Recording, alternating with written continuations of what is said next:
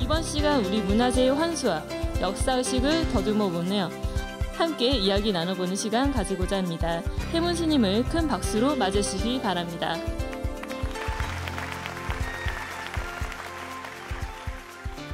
예, 반갑습니다. 방금 소개받은 해문입니다.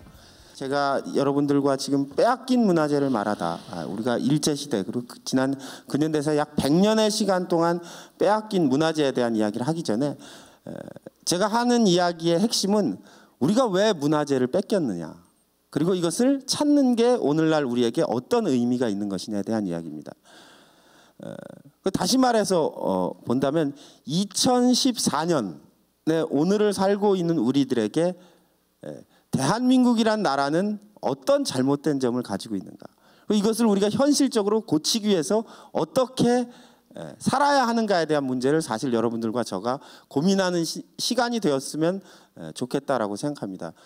그중에 2014년도에 대한민국에서 살고 있는 우리들이 개선하고 바로잡아야 될 것, 제자리 찾아야 할 것들에 대한 문제의식을 공유하는 자리, 그중에 역사와 문화재라는 하나의 보이고 만질 수 있고 우리가 느낄 수 있는 것을 가지고 2014년도의 대한민국, 진짜 이 대한민국에서 우리 역사, 문화, 우리 정신과 얼과 관련된 것들이 어떻게 왜곡되어 있고 삐뚤어져 있다는 걸 우리가 직접 확인해보고 그것을 바로잡기 위해서 우리는 무엇을 해야 되는가 하는 그런 것들을 고민하는 시간이면 아주 여러분들에게도 그리고 저에게도 대단히 유익한 시간이 될 것이다, 이렇게 생각하고 있습니다.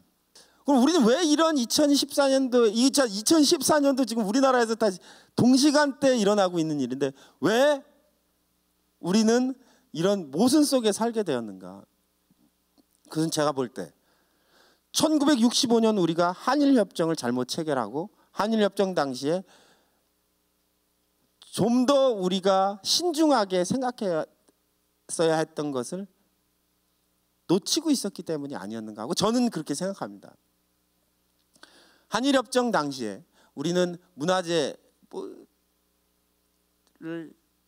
문화재뿐만 아니라 다른 것들도 보상받고 더 이상 이야기하지 않는 청구권 종결이라는 것에 도달했기 때문에 지금 이천석탑도 못 오고 있고 뭐 다른 문화재들도 못 오고 있는데 왜 우린 이렇게밖에 할 수 없었는가?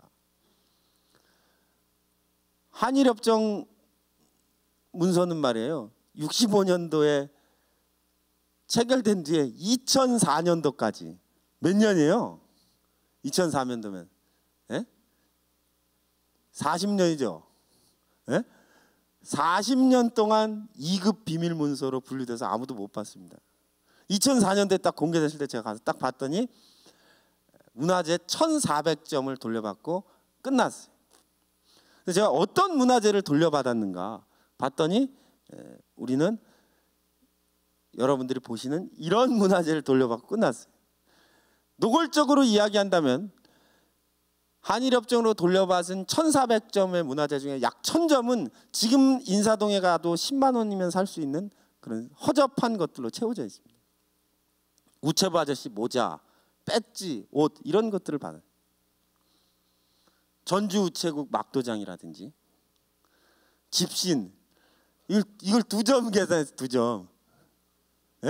이런 걸 받고 더 이상 한국과 일본은 문화재 반환은 없다, 끝냈다는 거예요.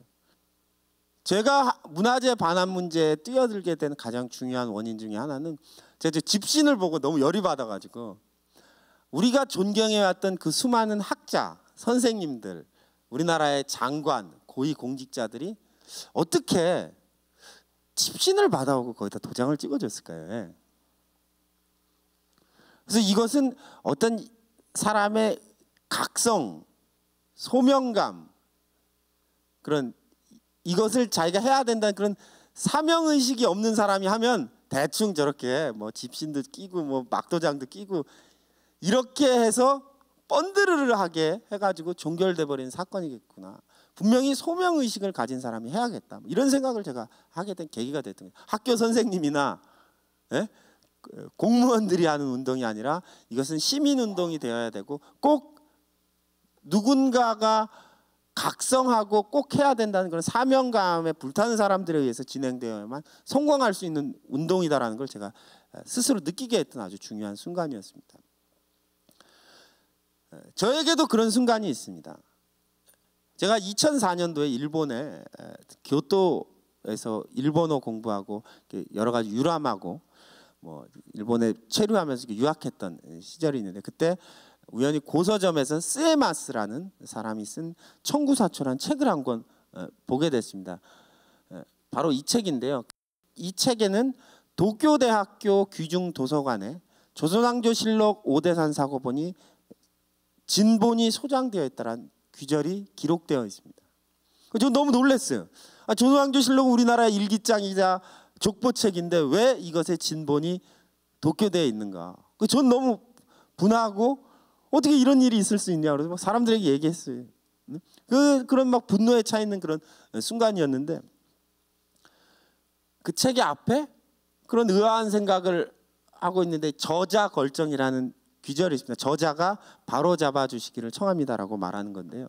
물론 이 저자는 이 책 안에 있는 오자와 탈자, 잘못된 내용 이런 걸 바로 잡아 달라고 썼겠지만, 제가 볼 때는 조선왕조실록이 도쿄대학에 있는 이런 잘못된 사실, 그리고 그거를 바로 잡으려고 하지 않는 한일 양국의 사람들에게 이 잘못된 의식을 각성시키는 일본의 양심적인 지식인의 호소처럼 들렸습니다.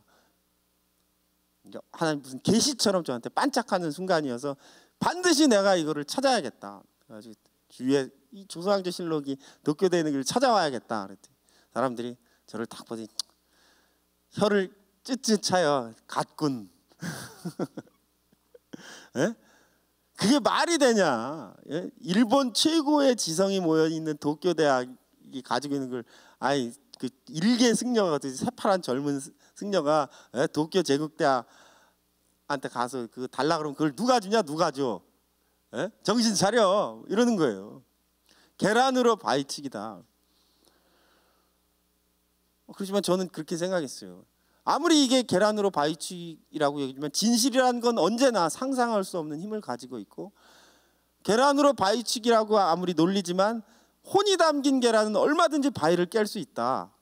그래가지고 제가 도쿄대학에 아무도 믿어주지 않아서 저희 봉선사 다니는 동네 사람들 몇 명을 이렇게 처음에 해가지고 도쿄대학에 쳐들어갔습니다.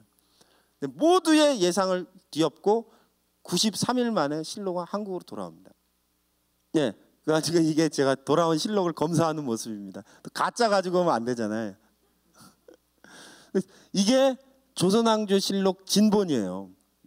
이것이 65년 한일협정으로 청구권협정이 종결되고 한국으로 지금까지 돌아온 유일한 국보입니다.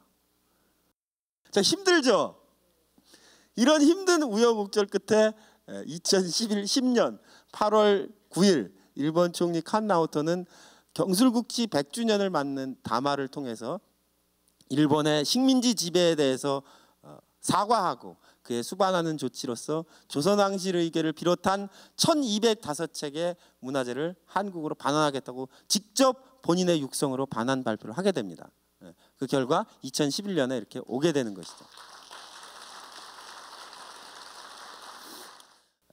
우리가 작지만 신념의 힘을 가지고 이렇게 뭉친다면 저는 조만간 2000석탑이 2000으로 되돌아오는 날이 반드시 올 거라고 생각하고, 여러분은 그 2000석탑이 돌아오실 걸 믿습니까? 자, 그럼 그날이 올 때를 저도 믿습니다. 그러면서 제 말씀 여기서 끝내도록 하겠습니다. 감사합니다.